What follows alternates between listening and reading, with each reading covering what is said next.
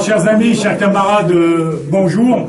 Nous sommes particulièrement heureux de vous accueillir aussi nombreux pour les traditionnels vœux de la section de Fontaine-Rigotte du Drac et du Vercors.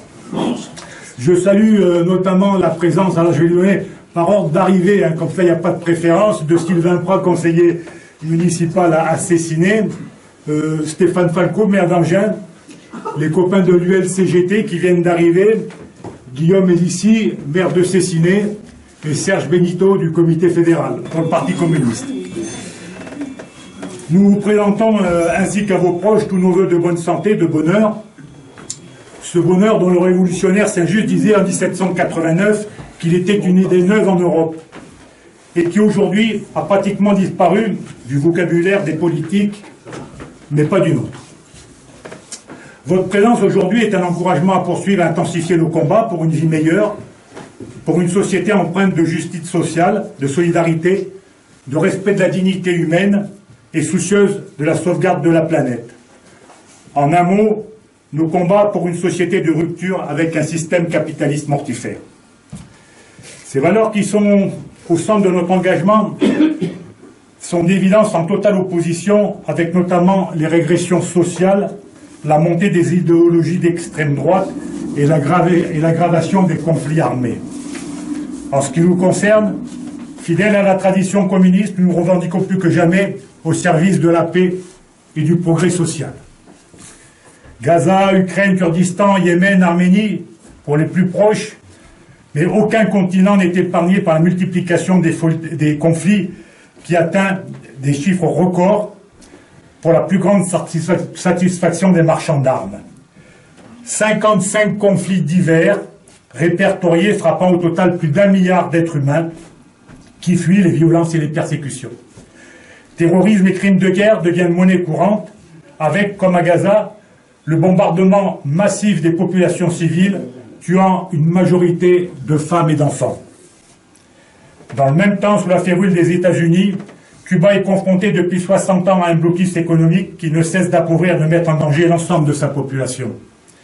Le Parti communiste a engagé une grande campagne de solidarité à laquelle vous pouvez tous participer. La situation est gravissime et la France doit se retrouver dans sa place sur la scène internationale pour agir au service de la paix, de la sécurité collective, dans l'intérêt des peuples. La France a connu en 2023 un contexte social historique avec l'ampleur des mobilisations contre la réforme des retraites. Une réforme dangereuse imposée au final par Emmanuel Macron dans un déni de démocratie inquiétant pour l'avenir. Nous ne laisserons pas compter pour autant en 2024 et nous réclamons toujours justice pour le monde du travail spolié des fruits de son activité. La France a faim, la France a froid, 10 millions de personnes vivent en dessous du seuil de pauvreté. On assiste à un appauvrissement du monde du travail.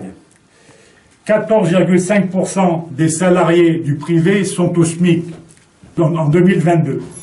Ils sont 17,3% en 2023. Et notre président hors sol fanfaronne à la télévision sur les pseudo-fruits de sa politique et sur les bienfaits de ses mesures en faveur du travail.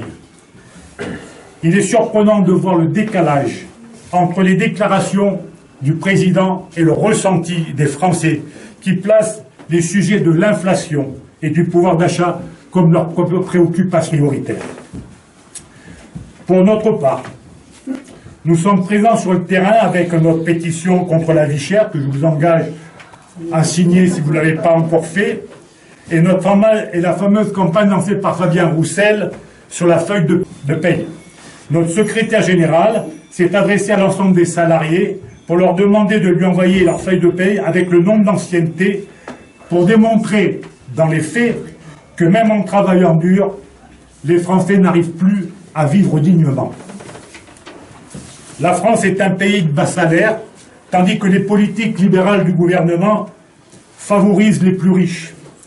Depuis 2017, date de l'arrivée de Macron à la tête de l'État, le patrimoine des 500 premières familles françaises, les plus riches, est passé de 570 milliards à 10 170 milliards en 2022. Les actionnaires du CAC 40 ont vu leurs dividendes passer de 51 milliards en 2017 à 97 milliards en 2022. Alors que les inégalités se creusent avec les difficultés pour le plus grand nombre de faire face aux dépenses du quotidien, le pouvoir français détourne l'attention en imposant avec les voix de l'extrême droite une loi sur l'immigration de nature à fracturer encore plus la société. Nous vous appelons d'ailleurs demain à participer à la manifestation qui partira de la place Félix Poulain à 14 h pour arriver à la préfecture, pour demander l'abrogation de cette loi inhumaine qui va à l'encontre des valeurs de notre République et de nos traditions d'accueil et d'ouverture. Quelle farce de l'histoire! Une loi revenant sur le droit du sol vient d'être votée alors que, 80 ans après la libération, les communistes résistants de la main-d'œuvre ouvrière émigrée, Mélina et Missak Manouchian, entreront au Panthéon le mois prochain. Je pourrais continuer sur la mise à mal des services publics. En réponse à l'autosatisfaction affichée par le président, les enseignants seront en grève début février, sans doute pour le remercier de tout ce qu'il a fait pour l'école et pour eux-mêmes. Je pourrais aussi parler de la misère de l'hôpital public, où les gens n'ont plus peur de la maladie, ils ont plus peur de l'hôpital. Pour les aspects positifs de 2023, il y a quand même la présentation du plan climat empreinte 2050, le plan écologie du Parti communiste français qui a vocation à développer un ensemble de mesures écologiques, sociales, économiques, politiques, en vue d'atteindre la neutralité carbone en 2050 en nous débarrassant des énergies fossiles.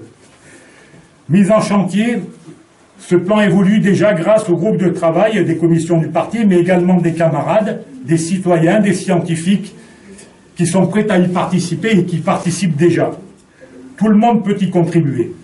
Nous serons très attentifs au plan local sur la situation des travailleurs de Géant Casino, repris par le groupe Auchan, et des 220 salariés d'Air Liquide qui vont être pris par la société Safran, et dont 170 étaient en grève cette semaine. Les uns et les autres peuvent compter sur nous.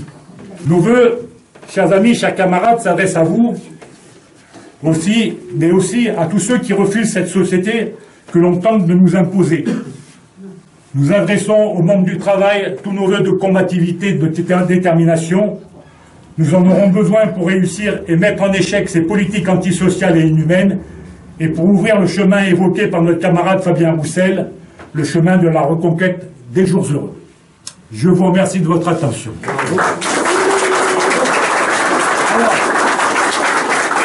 je prends aussi l'occasion de vous informer que nous allons être dans une période spéciale, puisque nous avons les élections européennes, et qu'à cette occasion, le camarade André Chassaigne viendra à la foire de Beaucroissant.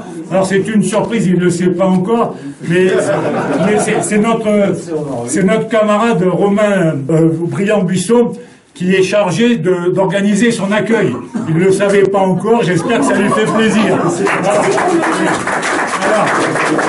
Merci Romain, et puis aussi merci à Fabien Guerre qui n'est pas là aujourd'hui puisqu'il travaille et qui devient le nouveau directeur de la fête du travailleur alpin. Voilà. Je vous ai tout dit. En attendant, maintenant, on peut s'approcher et boire un coup en tout temps. Alors, on est ouvert à la nouvelle année.